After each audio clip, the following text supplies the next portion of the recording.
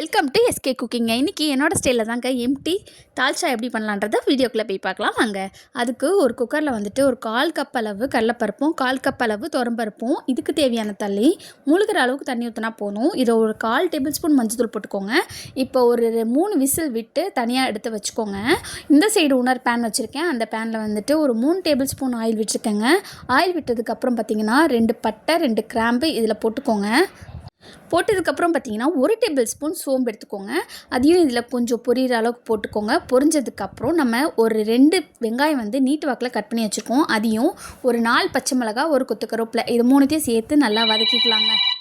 1 table spoon இஞ்சி பூண்டு paste ஃப்ரெஷ்ஷாக அரைச்சி போட்டுக்கோங்க. இதில் நல்லா இஞ்சி பூண்டு பேஸ்ட்டு ஸ்மெல்லு போடுற வரைக்கும் வதக்கிக்கோங்க. இப்போ இதில் 2 பழுத்த தக்காளி ஆட் பண்ணியிருக்கேங்க. அதையும் இதில் தேவையான சால்ட்டு இதுக்கு இப்பயே நம்ம போட்டுடலாம். அப்போ தான் வெங்காய தக்காளி நல்லா தொக்காட்ட வந்திருக்கும்.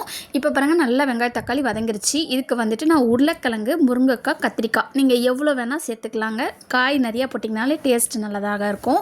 நான் இப்போ இந்த 3 காய் போட்டிருக்கேன். இது 2 பெரட்டு, இந்த சைடு ஒரு பெரட், அந்த சைடு ஒரு பெரட் போட்டுக்கிட்டு ஒரு 1/4 டேபிள் ஸ்பூன் வந்துட்டு நான் வீட்டில் அரைச்ச மிளகாத்தூள் போட்டு தண்ணி ஊற்றிட்டு அப்படியே மூடி விட்டுருங்க.